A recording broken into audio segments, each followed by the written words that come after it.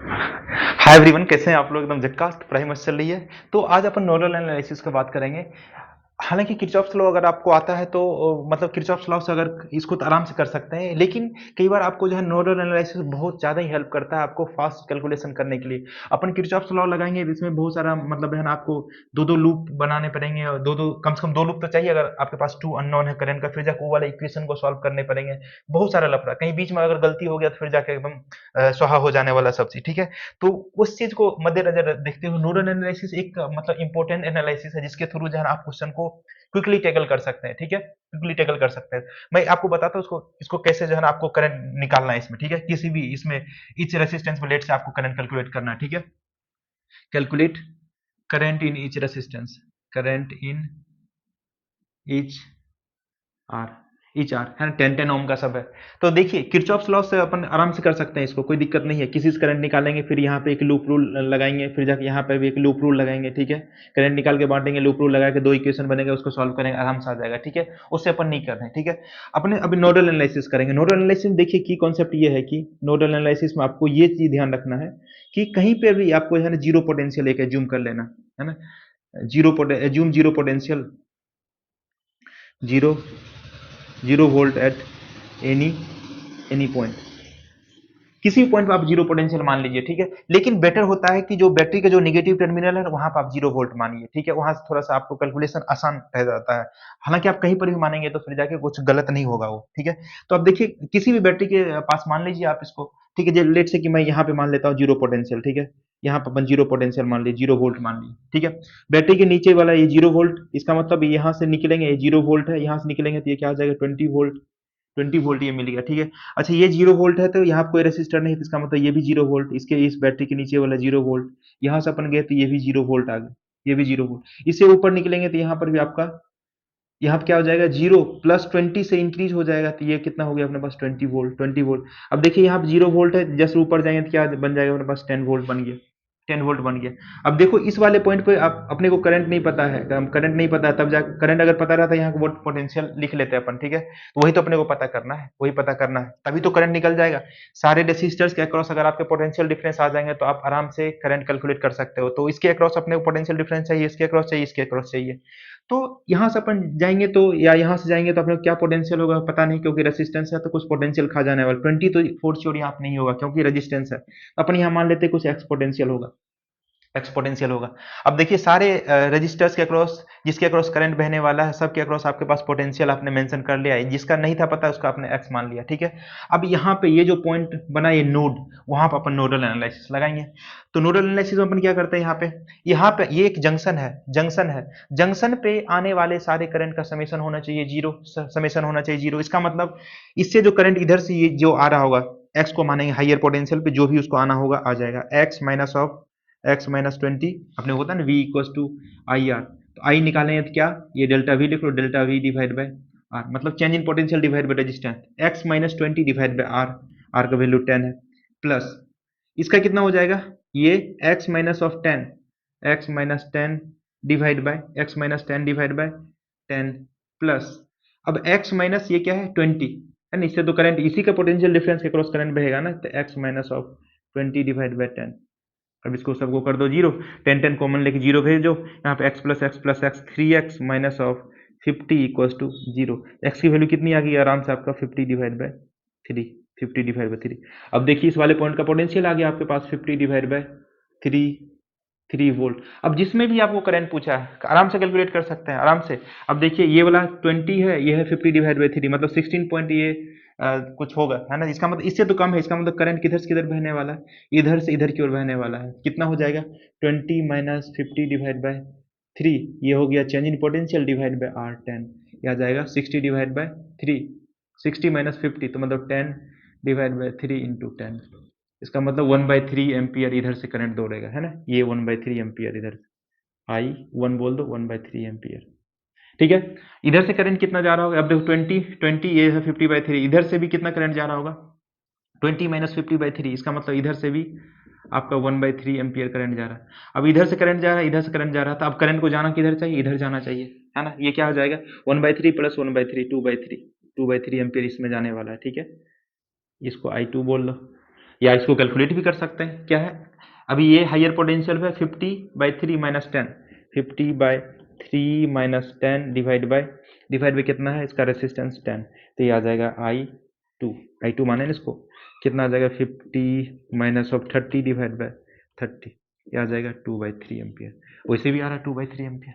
ये एक nodal analysis है, बहुत काम की चीज़ है, ठीक है। अब देखो इसी पे एक जेईई मेन में इस तरह का क्वेश्चन पूछा है, मैं आपको यहाँ पे देता हूँ, आप सॉल्व करना। कहाँ पे लिखो, यहाँ पे लिख दो।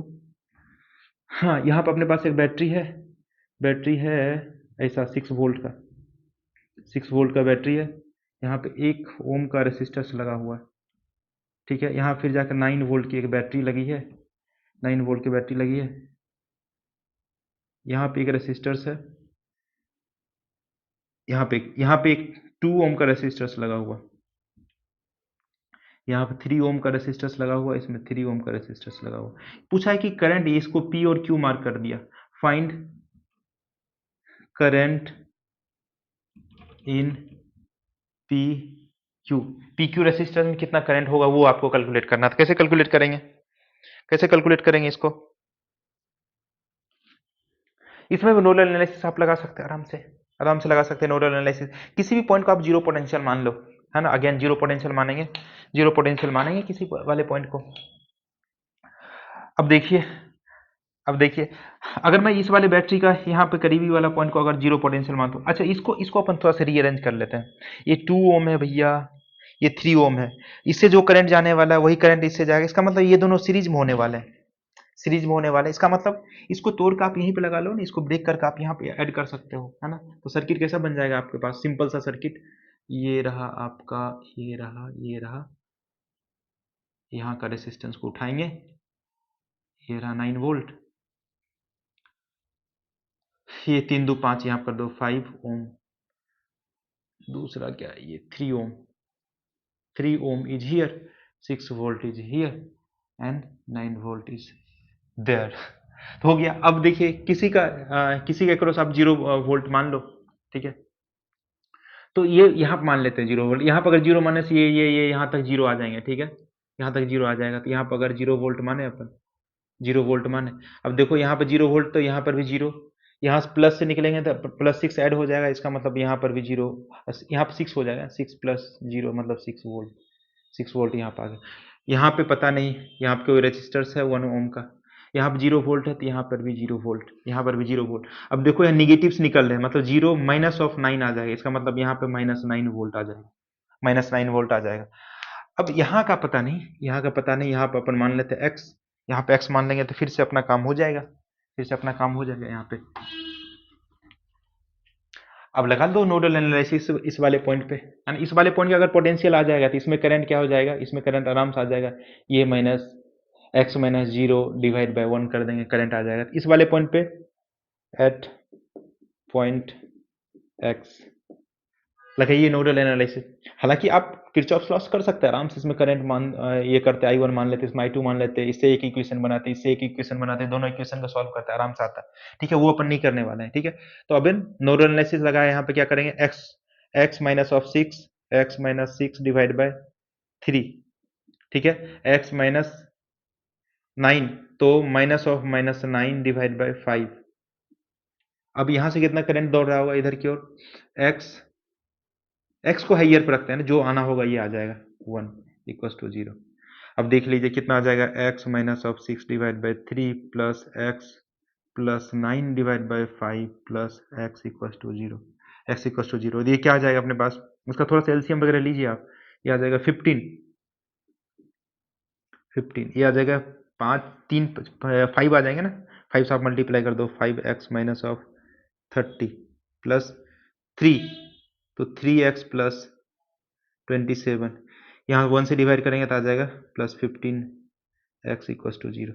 इसको 0 में भेज देंगे, कितना आ जाएगा 5x 3x 8x plus 15x मतलब 23x, ये आ जाएगा -30 प्लस 27 -3 = 0। x का वैल्यू अपने पास आ गया 3 डिवाइड बाई 23, तो इस वाले पॉइंट का आपके पास पोटेंशियल आ गया 3 डिवाइड बाई 23, इसका मतलब सॉरी तो इसका मतलब ये हायर पोटेंशियल भी, ये लोअर पोटेंशियल है, इसका मतलब करंट इधर से इधर की ओर जाने वाला है ना, इधर से इधर की ओर जाने वाला, मतलब Q से P की तरफ जाने वाला। तो क्या करेंगे, 3 divide by 23 minus of zero, potential difference divide by ये रेसिस्टेंस, ये क्या आ जाएगा 3 डिवाइड बाय 23 एम्पियर। ठीक है, ये आपका क्या आ जाएगा, वैल्यू आ जाने वाला। ठीक है, इसमें चाहिए तो आपको क्या कर लो, x minus of -9, x plus 9 divide by 5 कर लो। इसमें चाहिए, इस वाले में कितना करंट दौड़ेगा, तो 6 minus 3 divide by 23 divide by 3 कर लेंगे, उसमें भी करंट आ जाएगा। तो देखिए नोडल एनालिसिस बड़ा काम का चीज है ना।